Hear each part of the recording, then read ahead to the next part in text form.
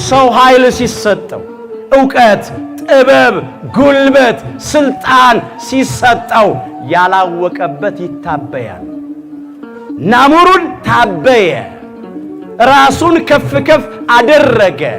እግዚአብሔር ጋር ለመድረስ ጫፉ የግንቡ ጫፍ ሰማይ የሚደርስ ሕንፃ ለመስራት አነሳሳቸው ይላል። ለኛ አሉ የግንቡ ጫፍ ሰማይ የሚደርስ ከተማ ግንብ እንስራ አሉ። ወገኖቻችንን ዘመዶቻችንን ያጠፋብን ሰማይ ቁጭ ብሎ አይደለም ወይ? ወገኖቻችንንም ንብረታችንንም ያጠፋውን ያወደመውን እሱን እንግደለውና እናጥፋውና በሰላም እንኖራለን አሉ።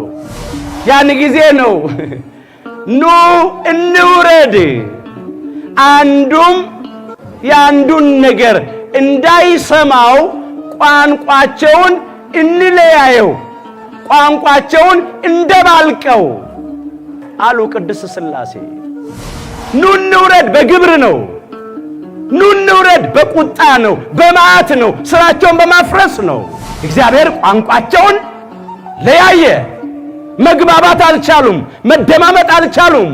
ውሃ ስጠኝ ሲለው ድንጋይ ይሰጣል፣ ድንጋይ ሲለው እንጨት ይሰጣል። በቃ ስራውን መስራት አልቻሉም። በመጀመሪያ ጊዜ ቋንቋ የተደባለቀው በኃጢአት ምክንያት ነው። ተበታተኑ፣ ከተማውንም መስራት ተዉ። ስሟም ባቢሎን ተባለ ይላል። እግዚአብሔር የምድርን ቋንቋ ደባልቋልና መጀመሪያ የሌለው መጀመሪያ፣ መጨረሻም የሌለው መጨረሻ፣ ዘላለም ቅድስት ሥላሴ እግዚአብሔርማት ኖ እንውረድ፣ ቋንቋቸውንም እንለያየው። ኦሪት ዘፍጥረት ምዕራፍ 11 ቁጥር 7። ለዛሬ አምላካችን እግዚአብሔር እንደረዳን መጠን በሚኖረን ጊዜ የምንማርበት የትምህርታችን ርዕስ ይህ ይሆናል። ዛሬ በዚህ ርዕስ ለመማር የመረጥንበት ምክንያታችን ሁላችን እንደምናውቀው በቤተ ክርስቲያናችን ሥርዓትና ታሪክ መሠረት በየዓመቱ ጥር 7 ቀን የምናከብረው የቅድስት ሥላሴ ዓመታዊ መታሰቢያ ክብረ በዓል ምክንያቱ ይሄ ስለሆነ ነው። ሙሉ ታሪኩ በኦሪት ዘፍጥረት ምዕራፍ 11 ቁጥር 1 እስከ 10 ተመዝግቧል። ባጭሩ ታሪኩን እናያዋለን። አበው ነገር ከስሩ ውሃ ከጥሩ ይላሉና ለትምህርታችን ጥቂት ነገር እንመልከት።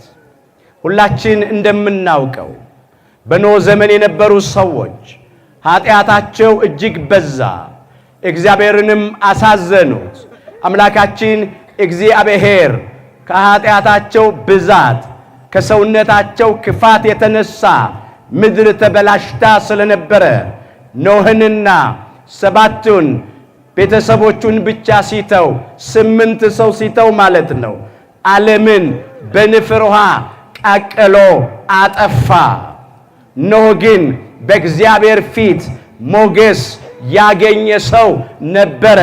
ኦሪት ዘፍጥረት ምዕራፍ 6 ቁጥር 9 ላይ ተመዝግቦ እንደምናገኘው ኖህ ግን በእግዚአብሔር ፊት ሞገስን አገኘ ይላል። ሰው በጠፋበት ዘመን ሰው ሆኖ የተገኘ ሰው ነበረ። በዚያ ዘመን ሰዎች ሆነው የተፈጠሩ ብዙ ሰዎች ነበሩ። ሰዎች ሆነው ግን መኖር አልቻሉም። ሰው ሆኖ መፈጠርና ሰው ሆኖ መኖር በጣም ይለያያል። ዛሬም በዓለማችን ውስጥ በጣም ብዙ ሰዎች ከ7.5 ቢሊዮን ሕዝብ በላይ ሰው ሆኖ ተፈጥሮ ይኖራል። ግን ስንት ሰው ነው ሰው ሆኖ የሚኖረው ነው ጥያቄው። አባታችን ኖህ ግን ሰው ሆኖ ነበር የኖረው። በሕገ ልቡና ሃይማኖቱን አጥንቶ ኖረ። ምግባሩን አቅንቶ ኖረ። የእግዚአብሔርን ፈቃድ እየፈጸመ ኖረ። ስለዚህ እግዚአብሔር ከጥፋት አዳነው፣ ታደገው። ወገኖቼ አምላካችን እግዚአብሔር እኛንም ሰው አድርጎ በጥንተ ተፈጥሮ ፈጥሮናል። እንደገና አምላካችን ጌታችን መድኃኒታችን ኢየሱስ ክርስቶስ ዳግም ሊወልደን በአምሳያችን ተወልዶ በአዲስ ተፈጥሮ ሊፈጥረን የፍጥሩን ሥጋ ለብሶ እንደገና ሰው አድርጎናል። ሰው ሆኖ አምላክ ሰው ሆኖ ሰው አድርጎናል። ክብር ምስጋና ለአምላካችን ለጌታችን ለመድኃኒታችን ለኢየሱስ ክርስቶስ ይሁን። እንግዲህ በጥንተ ተፈጥሮ ሰው አድርጎ ከፈጠረን በአዲስ ተፈጥሮ ሰው ካደረገን ሰው ሆነንለት ልኖር ይገባናል። ሰው መሆን ሃይማኖትን ማጽናት ነው። ሰው መሆን ምግባርን ማቅናት ነው። ሰው መሆን እግዚአብሔርን መፍራት ነው። ሰው መሆን ሰውን ማፈር ነው። ኖህ ሰው ነበረ። በዓለም ላይ ያለን የሰው ልጆች በሙሉ የተረፍነው በኖህ ምክንያት ነው። በረከቱ ይደርብን። እናመስግነው አባታችን ጻድቁ ኖህን። ቅዱስ የእግዚአብሔር ሰው በየዓመቱ ጥር 6 ዕረፍቱን እናከብራለን። በዚያን ጊዜ ነው እንግዲህ ሴም፣ ካም፣ ያፌትና የልጆቹ ባለቤቶች እንዲሁ የሱ ባለቤት 8 ሰው ነው የተረፈው። የካም ልጅ ኩሽ ናሙሩድን ወለደ ይላል ኦሪት ዘፍጥረት ምዕራፍ 10 ቁጥር 8 ጀምሮ። ናሙርድም በምድር ላይ ኃያል መሆን ጀመረ ይላል። በእግዚአብሔር ፊት ኃያል አዳኝ እንደ ናሙሩድ የለም ተባለ። አያድርስ ነው ወገኖቼ። ሰው ኃይል ሲሰጠው ዕውቀት፣ ጥበብ፣ ጉልበት፣ ስልጣን ሲሰጠው ያላወቀበት ይታበያል። ናሙሩድ ታበየ፣ ራሱን ከፍ ከፍ አደረገ። ከዚያም በሱ መሪነት እግዚአብሔር ጋር ለመድረስ ጫፉ የግንቡ ጫፍ ሰማይ የሚደርስ ሕንፃ ለመስራት አነሳሳቸው ይላል ኦሪት ዘፍጥረት ምዕራፍ 11 ከቁጥር 1 ጀምሮ ያለውን ታሪክ እንቀጥል። ምድርም ይላል፣ እስቲ በሉ ከኔ ጋር ምድርም በሉ። በአንድ ቋንቋና በአንድ ንግግር ነበረች። በምድር ላይ የሚነገረው አንድ ቋንቋ ነበር። የሚናገሩት ንግግር አንድ ነበር። እነሱም ደግሞ አንድ ቤተሰብ ነበሩ። የኖህ ልጆች ናቸው የነበሩት። አስተውሉ። የካምም ቢሆን የሴምም ቢሆን የያፌትም ቢሆን የኖህ ልጆች ናቸው። ዛሬም በዓለም ዙሪያ የምንኖር የሰው ልጆች የኖህ ልጆች ነን። ነጭ ጥቁር፣ ባለጠጋ ድሃ፣ ጌታ ባሪያ፣ ወንድ ሴት፣ ትልቅ ትንሽ፣ ሁላችንም የኖህ ልጆች ነን። ወይ ከካም ወይ ከሴም ወይ ከያፌት የተገኘ ነው። የቆዳ ቀለማችን ቢለያይ፣ ጾታችን ቢለያይ፣ ባህላችን ቢለያይ፣ ሃይማኖታችን ቢለያይ፣ በሰውነት ሁላችን አንድ ነን። አንድ ቋንቋ፣ አንድ ንግግር የተባለው ሰው ሁሉ አንድ ስለነበረ ነው። ጥቂት ነገር ስቤ ላንሳ። እስቲ በሉ ከኔ ጋራ የሰውን ወገን ሁሉ በሉ ከአንድ ፈጠረ። የሐዋርያት ሥራ ምዕራፍ 17 ቁጥር 26 ላይ የተመዘገበ ይልካል። በምድር ሁሉ ላይ እንዲኖሩ አለ። የሰውን ወገን ሁሉ ከአንድ ፈጠረ አለ። የሰው ነቁ ምንጩ አባታችን አዳም ነው። ሔዋን እንኳን ከጎኑ ነው የወጣችው። ከዚያ ወረድ ሲል የኖህ ልጆች ነን። የሰውን ወገን ሁሉ ከአንድ ፈጠረ። የሰው ዘር አዳም ነው፣ ምንጩ እሱ ነው። በቃ ይሄ ነው። ሁላችንም ሰው ነን፣ በሰውነት አንድ ነን። ከሰው የሚበልጥ ሰው የለም። በአፈጣጠር ከሰው የሚያንስ ሰው የለም። ሰው ክቡር የሆነ የእግዚአብሔር ፍጡር ነው። ሕንፃ ሥላሴ ነን።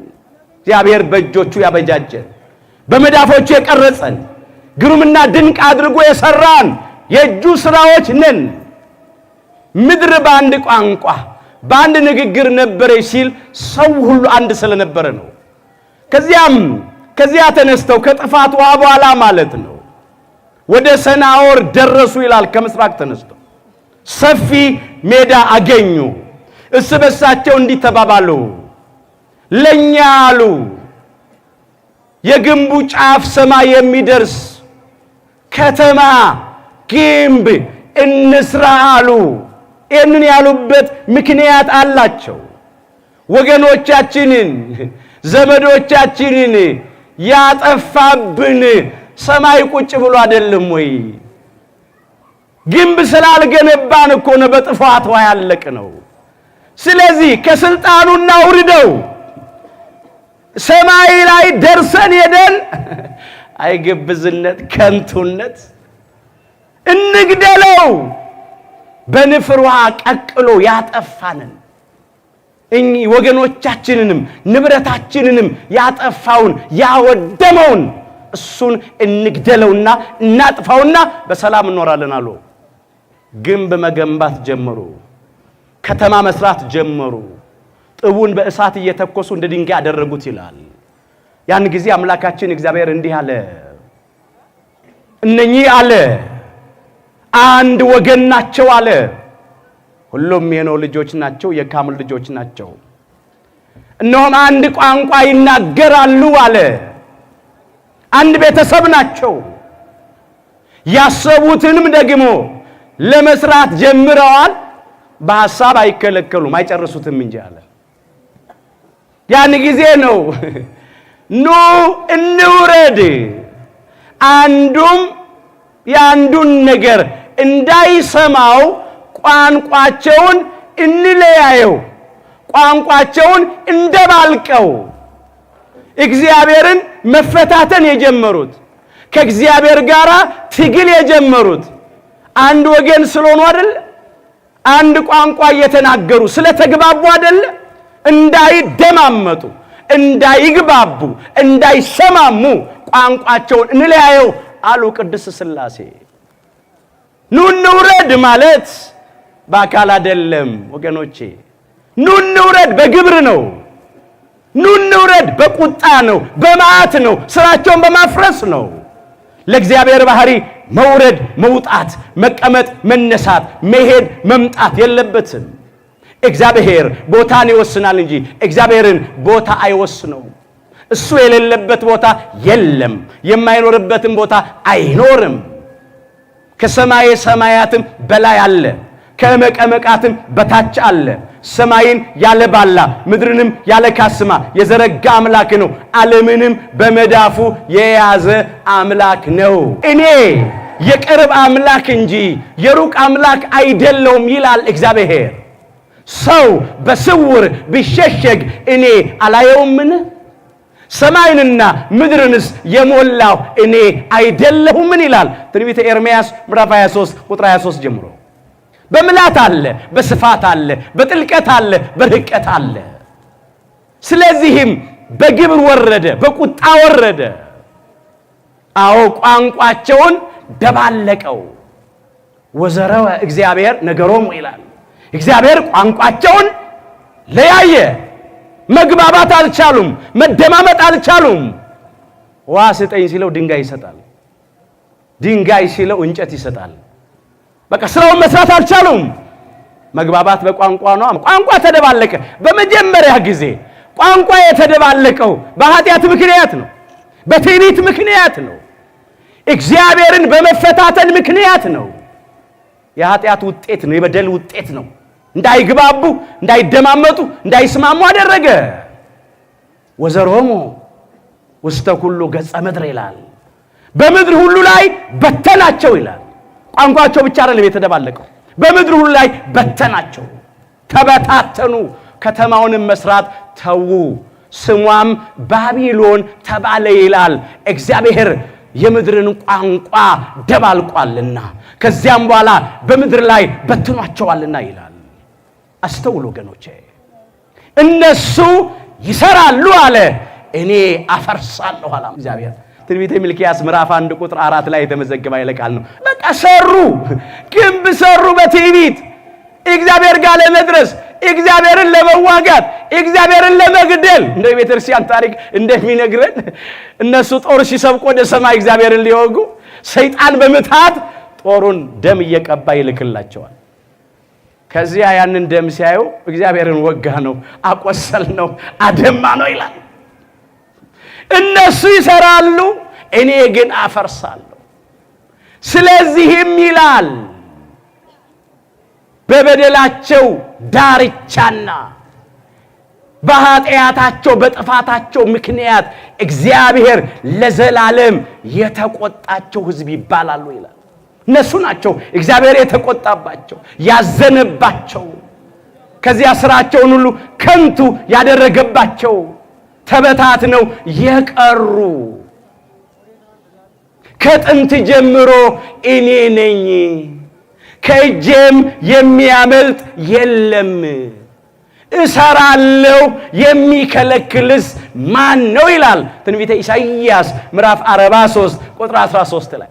ከጥንት ጀምሮ ዘላለም ቅድስት ሥላሴ ለዘመናቸው ጥንት ወይም ፍጻሜ የሌላቸው፣ መጀመሪያ የሌለው መጀመሪያ፣ መጨረሻም የሌለው መጨረሻ፣ ዘላለም ቅድስት ሥላሴ እግዚእ ዓለማት ከጥንት ጀምሮ እኔ ነኝ። ክብር ለቅድስት ሥላሴ። ከጥንት ጀምሮ እኔ ነኝ። በባህሪ ሞት በመንግስት ሽረትና እልፈት ለውጥ የሌለው ዘላለም ቅድስት ሥላሴ ከእጄም የሚያመልጥ የለም። ባለጸጋ በገንዘቡ፣ ባለጉልበት በጉልበቱ፣ ባለመሳሪያ በመሳሪያው፣ ባለሰራዊት በሰራዊቱ፣ ዝነኛ በዝናው ከእግዚአብሔር እጅ ማምለጥ አይችልም። ናምሩድና ተከታዮቹ ከእግዚአብሔር እጅ አላመለጡም። ማንም አያመልጥም። ለጊዜው ነው ወገኖቼ። ናምሩድ ኃያል ሲባል ያለኔ ማንም የለም ብሎ ሕዝቡን አስከትቶ ከእግዚአብሔር ጋር ትግል ጀመረ። እባካችሁ አስተውላችሁ ተከታተሉ። ከሰሪው ጋር ከፈጣሪው ጋር ከእግዚአብሔር ጋር ለሚታገል እርሱ ወዮለት። ትንቢተ ኢሳይያስ ምዕራፍ 45 ቁጥር 9 ላይ ተመዝግቧል። እግዚአብሔር ሰሪያችን ነው፣ እኛም የእጁ ሥራዎች ነን። በመዳፎቹ የቀረጸን እኮ ነን፣ በእጆቹ ያበጃጀን እኮ ነን፣ ግሩምና ድንቅ አድርጎ የሰራን እኮ ነን። እጆች ሰሩኝ አበጃጁኝም እንዳስተውል አድርገኝ እያለ ክቡር ዳዊት ዘምሯል። መዝሙር 118 ቁጥር 73 ላይ የእግዚአብሔር የእጁ ሥራዎች ነን። እጆች ሰሩኝ አበጃጁኝም እንዳስተውል አድርገኝ። ለሁላችን አምላካችን እግዚአብሔር ማስተዋሉን ይስጠን። አሁን የአንዳንዶች ችግር አለማስተዋል ነው። የናምሩድ ችግር አለማስተዋል ነበረ። የናምሩድም ተከታዮች እግዚአብሔርን አልፈሩም፣ ሰውን አላፈሩም፣ አላስተዋሉም፣ ታበዩ። ከሰሪው ጋር ለሚታገል ወዮለት። በምድር ሸክላዎች መካከል ያለ ሸክላ ነው። እኛ እኮ ሸክላ ነን፣ ተሰባሪ ሸክላዎች እኮ ነን። ይሄ የለበስነው ሥጋ ጭቃ ነው እኮ፣ አፈር እኮ ነው። መጽሐፍ እኮ እንደዚህ ነው የሚለው። እግዚአብሔር አምላክም ሰውን ከምድር አፈር አበጀው፣ በአፍንጫውም ሕይወትን እስትንፋስ እፍ አለበት፣ ሰውም ሕያው ነፍስ ያለው ሆነ። ዘፍጥረት ምዕራፍ 2 ቁጥር 7 ላይ ከአፈር አበጀን፣ በእጆቹ አበጃጀን። ከአራቱ ባህርያተ ሥጋ አፈር፣ ውሃ፣ እሳትና ነፋስ ፍጥረታዊ ነው፣ ኃላፊ ነው፣ ጠፊ ነው፣ ሟች፣ ፈራሽ፣ በስባሽ ነው። ከዚያ በእጅቶ በአፍንጫችን የሕይወትን እስትንፋስ እፍ አለብን። ሕያዊት ነፍስ ሰጠን፣ ነባቢት ነፍስ ሰጠን፣ የምትናገር አንደበት፣ ቋንቋ፣ ልሳን ያላት ለባዊት ነፍስ አደለን፣ የምታውቅ፣ የምታስብ፣ የምትመራመር፣ የምትራቀቅ ነፍስ ሰጠን። ያ ካልሆነ እኮ ነፍስ ከሥጋ ከተለየ እኮ ጭቃ እኮ ነው ይሄ ሰውነት። ታዲያ የጭቃ ትምክህቱ፣ ኩራቱ፣ ትዕቢቱ የት ለመድረስ ነው? አንዳንድ ጊዜ እኮ ጭቃ መሆናችንን እየረሳን እኮ ነው። ናምሩድ ኃያል አዳኝ በእግዚአብሔር ፊት እንዳንተ የለም ሲባል በቃ እግዚአብሔርን ሊጥል መፈንቅለ እግዚአብሔር ይህ እግዚአብሔርን ከስልጣን ለማውረድ እንደ ሰውኛው ሐሳብ ማለት። እስቲ በሉ ከኔ ጋራ ትዕቢት በሉ፣ ጥፋትን፣ ኩሩፍ መንፈስም ውድቀትን ይቀድማል። ምሳሌ 16 ቁጥር 18 ላይ ትዕቢት ጥፋትን ነው የሚያመጣው። ኩሩ መንፈስ ውድቀትን ነው የሚያመጣው። ከሰሪው ጋራ የታገለው ናምሩድና ተከታዮቹ ጠፉ፣ ወደቁ፣ ተሰነካከሉ፣ ተበታተኑ። መግባባት መደማመጥ አቃታቸው። በምድር ሸክላዎች መካከል ያለ ሸክላ ነው አለ። ጭቃ ሰሪውን ምን ትሰራለህ ወይስ ስራ እጅ የለውም ይለዋልን ይላል እኮ ቃሉ። አሁን እኮ የኛ ነገር እኮ አንዳንዶቻችን እኮ እንደዚህ ነው። ጭቃዎቹ ከእግዚአብሔር ጋር እየታገልን ምን እናስቸግራለን። በተለይ በዓለም ላይ ዛሬም ናምሩድን የሚመስሉ ሰዎች አሉ። ባላቸው ኃይል፣ ስልጣን፣ ጉልበት የሚመኩ የሚታበዩ የሚኩራሩ አሉ። መጨረሻቸው ጥፋት ነው። ባላቸው ዕውቀት 2 እና 3 ዲግሪ የሚመኩ ሰዎች፣ ባላቸው ገንዘብ የሚመኩ ሰዎች፣ ባላቸው ዝና ስመጥሮች ታዋቂዎች ስለሆኑ የከብሬታ ወንበር ስለሚሳብላቸው ያማረው ላንሳና ምንጣፍ ስለሚነጠፍላቸው በቃ እኛ ያልነው ብቻ ይሁን የሚሉ አሉ። ናምሩዳውያን መጨረሻቸው ያምርም። ከዘመኑ ናምሩዳውያን እግዚአብሔር ሁላችን ይሰውረን። ያ የተደባለቀ ያ የተለያየ ቋንቋ ዛሬ እኛን እያወከን ነው። እኛን እያባላን ነው። እኛን እያጣላን ነው። እኛን እያለያየን ነው። እንደው ዝም ብለን ታሪክ ብቻ ተርከን መሄድ የለብንም። ታሪኩ ከዚህ በላይ መተረክ ይችላል፣ ግን ጊዜ መውሰድ ነው። አሁንስ ምን እንመስላለን እኛ? እነሱ በትዕቢታቸው ቋንቋቸው ተደባለቀ፣ ተለያየ። ከዚያም ተበታተኑ። ከተማቸውን መስራት አልቻሉም። ግንቡን መስራት አልቻሉም። እግዚአብሔር ንፋስ አስነስቶ ያንን ግንብ ጠርጎ ወሰደው፣ አፈረሰው። ሁልጊዜ እግዚአብሔር የሌለበት ስራ ይፈርሳል። ቢጀመርም አይጠናቀቅም። እንኳን አዲስ ነገር ለመጨመር የነበረውም ይፈርሳል። ዛሬ እኛ ላይ የሆነው ይሄ ነው የሆነው እኮ። ምን ነግራችኋለሁ? ሰው ያወቀው ፀሐይ የሞቀው የአደባባይ ምስጢር አይደል እንዴ? እየፈረስን አይደል እንዴ? ሀብትን ብረት እየወደመ አይደል እንዴ? እስቲ ከኔ ጋር በሉ እግዚአብሔር በሉ የሚጠላቸው 6 ነገሮች ናቸው። 7ኛውንም ነፍሱ አጥብቃ ትጸየፈዋለች። 7ኛውን ብቻ አነሳዋለሁ። በወንድማማቾች መካከል በሉ ጠብን የሚዘራ መጽሐፈ ምሳሌ ምዕራፍ 6 ከቁጥር 16 እስከ 19 ተመዝግቧል። እግዚአብሔር የሚጠላቸው 6 ነገሮች ናቸው። ይዘረዝራቸዋል። ተመልከቱ፣ የቤት ገብታችሁ 7ኛውን ነው ማነሳው። 7ኛውንም ነፍሱ አጥብቃ ትጸየፈዋለች። ምንድነው እግዚአብሔር አጥብቆ የሚጸየፈው የሚጠላው የማይወደው የማይደሰትበት ነገር ብንል በወንድማማቾች መካከል ጠብ የሚዘራ። በወንድማማቾች መካከል ምን የሚዘራ? ጠብ የሚዘራ። ኢትዮጵያውያን የሁላችን አምላክ እግዚአብሔር እኮ ነው። የሁላችን አባት አዳም ነው። የሁላችን እናት ሔዋን ናት። ወረድ ሲል ሁላችን በኖህ ምክንያት የተረፍ ሕዝብ ነን። እግዚአብሔር ሁላችንን በዝናብ እያበቀለ በፀሐይ እያበሰለ ይመግበናል። በነፋስ እያቀዘቀዘ ያኖረናል። ወረድ ሲል ደግሞ እኛ ኢትዮጵያውያን ምናልባት ኢትዮጵያ ውስጥ ከ85 ከ86 በላይ ቋንቋዎች ይነገራሉ ይባላል። ቋንቋችን ቢለያይ በሰውነት አንድ ነን፣ ኢትዮጵያውያን ነን።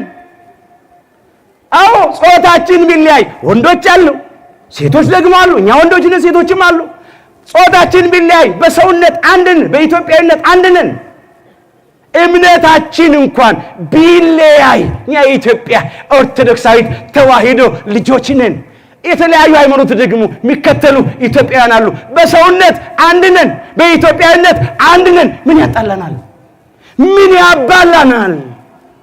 ባህላችን ሊለያይ ይችላል። አመለካከታችን ሊለያይ ይችላል። የሥራ ሙያችን ጸጋችን ሊለያይ ይችላል። በሰውነት በኢትዮጵያዊነት እኮ ግን አንድ ነን። ለምን ምንጣለው ምንባላው? በወንድማማቾቹ በኢትዮጵያውያን መካከል በእህትማማቾቹ በኢትዮጵያውያን መካከል ክፎች ጸብ ዘሩ፣ መለያየት ዘሩ፣ ጎጠኝነት ዘሩ፣ ጥላቻ ዘሩ። ያ በቀለ ትውልዱን እየበላው ነው ያለው። ያልተዘራው አይበቅልም ወገኖቼ። እስቲ ከኔ ጋር በሉ፣ ኃጢአትን የሚዘራ በሉ መከራን ያጭዳል። መጽሐፈ ምሳሌ ምዕራፍ 22 ቁጥር 8 ላይ የተመዘገበ ይለቃል። ኃጢአት ዘራን፣ መከራ እያጨድን ነው። መለያየት ዘራን፣ ጦርነት ዘራን፣ ሞት እያጨድን ነው። ምንቆጥረው አስከሬን ነው በየቀኑ። የተዘራው ፍቅር ቢሆን ኖሮ ሰላም እናጭድ ነበር፣ ደስታ እናጭድ ነበር። መተዛዘብ፣ መተሳሰብ፣ መደጋገፍ ተዘርቶ ቢሆን ኖሮ እርካታን እናጭድ ነበር። ግን መለያየት ተዘራ፣ ጎጠኝነት ተዘራ፣ ጥላቻ ተዘራ። ሰው ዛሬ የሚመዘነው በሰውነቱ አይደለም፣ በኢትዮጵያዊነቱ አይደለም፣ አፉን በፈታበት ቋንቋ ነው። ቋንቋ መግባቢያ ነው፣ መጣያ፣ መባያ፣ መጋደያ አይደለም። ለናምሩዳንም አልጠቀማቸውም። ቋንቋቸው ተደባለቀ፣ ግንባቸው ፈረሰ፣ እነሱም ተበተኑ፣ ተቅበዝባዥ ሆኑ፣ ስደተኞች ሆኑ። እኛስ ኢትዮጵያውያን ስንት ነገር ፈረሰ። ከምንም በላይ እኮ ሕንፃ ሥላሴ ፈረሰ። ውድ የሆነ የሰው ሕይወት ፈረሰ እኮ። መተኪያ መለኪያ የሌለው የሰው ሰውነት ፈረሰ። እስቲ በሉ የእግዚአብሔር በሉ ሕንፃ ናችሁ። አንደኛ ቆሮንቶስ ምዕራፍ 3 ቁጥር 9 ላይ የእግዚአብሔር ሕንፃዎች እኮ ነን። አምላካችን በጥንተ ተፈጥሮ ፈጥሮናል። ካለ መኖር ወደ መኖር አምጥቶናል። በእናታችን ማህፀን ሰውሮናል። ግሩምና ድንቅ አድርጎ ሰርቶናል። በአርአያውና በመልኩ ፈጥሮናል። በሐዲስም ተፈጥሮ አምላካችን ጌታችን መድኃኒታችን ኢየሱስ ክርስቶስ ቅዱስ ሥጋውን ቆርሶ ቀድሶናል። ክቡር ደሙን አፍስሶ አክብሮናል። ነፍሱን ለመስቀል ሞት አሳልፎ ሰጥቶ የኛን ሞት ወስዶ የሱን ሕይወት ለኛ ሰጥቶናል። ውድ ዋጋ ነው የተከፈለብን። ሰው እንኳን ገንዘብ አውጥቶ የሰራው ሕንፃ ሲፈርስበት ያሳዝናል። የሰው ሕይወት ማየቱን ያህል አንዳንዶች እኮ ዛሬ ሕፃናት ብለው ሳይምሩ ሳይራሩ፣ ሽማግሌዎች ብለው ሳያፍሩ ሳያከብሩ፣ ነፍሰ ጡር መውለጃ ወራት የደረሰውን ማህፀኗን ቀደው ጽንሱን አውጥቶ ሲጥሉ አይተናል። ወላድ አራስ እንክብካቤ የሚገባትን በግፍ ሲገድሉ አይተናል። ወገኖቻችን ኢትዮጵያውያን አይደሉ እንዴ እንደ በግ እንደ ዶሮ እየታረዱ ያሉት? እንደ ጎመን እየተቀረደዱ ያሉት? አካለ ጎደሎች የሆኑት ቁስለኞች የሆኑት? ምን አተረፍን? ምን አገኘን? ምን ተጠቀምን? እባካችሁ መለያየቱ፣ መበላላቱ፣ መነካከሱ አይጠቅመንም። ለኛ ያለው ይጠፋል፣ እኛንም ያጠፋናል። ይልቅ አሁን በፍቅር እንኑር። በተለይ ደግሞ እኛ የኢትዮጵያ ኦርቶዶክሳዊት ተዋሕዶ ልጆች በአንድ መስቀል የዳንን ከአንድ ማኅፀነ ዮርዳኖስ ከአንድ ጸጋ መንፈስ ቅዱስ ዳግም በጥምቀት የተወለድን በአንዱ ሜሮን የከበርን አንዱን ኅብስት ቅዱስ ሥጋውን ከአባቶቻችን ከካህናት እጅ የተቋደስን ክቡር ደሙን ከአንድ ጽዋ ከወንድሞቻችን ከዲያቆናት እጅ በርፈ መስቀል የቀመስን ብዙ ብልቶች ስንሆን በክርስቶስ አንድ አካል የሆንን የአንዲት ቤተ ክርስቲያን ልጆች አንዲት ርስት ገነትን ኋላም መንግሥተ ሰማያትን ተስፋ አድርገን የምንጠባበቅ ስለሆነ እባካችሁ አንበላላ፣ አንጠላላ፣ አንለያይ፣ አንጋጭ። አሁን መለያየትን አርቀን መስማማትን መቃቃርን አርቀን መፈቃቀርን ቂም በቀለኝነትን አርቀን ይቅርባይነትን ገንዘብ እናድርግ። ያን ጊዜ የምንፈልገው ደስታ የምንፈልገውን ሰላም እናገኘዋለን። እስቲ በሉ እርስ በርሳችሁ በሉ ብትበላሉና ብትነካከሱ እርስ በርሳችሁ እንዳትጠፋፉ ተጠንቀቁ። ገላትያ ምዕራፍ 5 ቁጥር 15 ላይ ተመዝግቧል። የእርስ በርስ መጣላት፣ መባላት፣ መለያየት መጨረሻው መጠፋፋት ነው። አሁን በዚህ ጦርነት እንኳን ስንት ሰው አጣን? ቁጥሩን ለእናንተ ልተው። ሰው ያወቀው ፀሐይ የሞቀ አደባባይ ምስጢር ነው። ማን ነው ከዚህ ያተረፈው? ምን አተረፍን? ምን ተጠቀምን? ምን አገኘን? ወገኖቻችን አጣን። መተኪያ የሌላቸው ኢትዮጵያውያን ብዙ ህዝብ አጣን። ሀብት ንብረት አጣን። ያውም እኮ ገና በልተን ያልጠገበን እኮ ነን። ገና ጠጥተን ያረካንን፣ ገና ለብሰን ያልሞቀንን፣ ብዙ ጉለት ያለብንን፣ በዚያው ላይ እንኳን የነበረችንን አጣን። እግዚአብሔር በቃችሁ ይበለን። ይህን የመከራ ዘመን ያሳጥርልን። የቆረጥነውን ተስፋ ይቀጥልልን። እንባችንን ከዓይኖቻችን ላይ ያብስልን። እባካችሁ ቋንቋችን ፍቅር ይሁን፣ ሰላም ይሁን፣ ይቅርታ ይሁን፣ መተሳሰብ፣ መመካከር፣ መረዳዳት ይሁን። የሄድንበት መንገድ አላዋጣንም። አሁን ይበቃናል።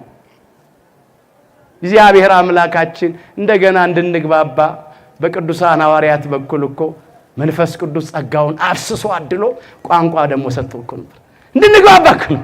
ያኔ በኃጢአት ምክንያት ተለያየ ቋንቋ፣ ደግሞ በቋንቋ ከሁሉ ጋር ተግባብታችሁ አስተምሯቸው፣ አሳምኗቸው፣ አጥምቋቸው፣ አድኗቸው ብሎ ደግሞ ላከ። እግዚአብሔር አምላካችን በሰጠን የቋንቋ ጸጋ ዛሬ እንድንግባባበት ይርዳን። እባካችሁ ሰውን በሰውነት እናክብር። ኢትዮጵያ መታወቂያዋ እንግዳ ተቀባይነት ነው። ተካፍሎ መብላት መጠጣት ነው። ያ የቀደመው የአያቶቻችን የቅድመ አያቶቻችን ዘመን ይሻለናል። እንደው ሥላሴ እንዲያደረጉ እያልን ብቻ ተርከን አንለያይ። አምላካችን እግዚአብሔር በእውነት በቸርነቱ ዛሬም ለሀገራችን ለኢትዮጵያና ለሕዝቧ ፍጹሙን ሰላም፣ እውነተኛውን ሰላም፣ የልብ ሰላም፣ የውስጥ ሰላም ያድለን። መለያየቱን፣ ጦርነቱን፣ ሁከቱን ከኛ ያርቅልን። የቅድስት ሥላሴ ኃይል፣ ሁሉን ቻይነት፣ የማይታዘዙትን ደግሞ እንደሚቀጡ እንደሚፈርዱ ስራው ታይቷል። ይሄን የተገለጠው ትዕቢተኞች በናምሩን መንገድ የምንጓዝ ካለን ደግሞ እንመለስ፣ አይጠቅመንም። በስጋም በነፍስም በምድርም በሰማይም የሁለት ዓለም ስደተኞች እንዳንሆን እንመለስ። ለዘመኑ ናምሩዳውያን ለሚታበዩ ከእግዚአብሔር ጋር ለሚታገሉ የእግዚአብሔርን ሕዝብ ለሚያስጨንቁ ክፎች፣ አመፀኞች፣ ነፍሰ ገዳዮች፣ እልኸኞች እግዚአብሔር ልቡና ይስጥልን። ኑ እንውረድ፣ ቋንቋቸውንም እንለያየው። ኦሪት ዘፍጥረት ምዕራፍ 11 ቁጥር 7 ፍቅርን ለሁላችን ይስጠን። ይቆየን።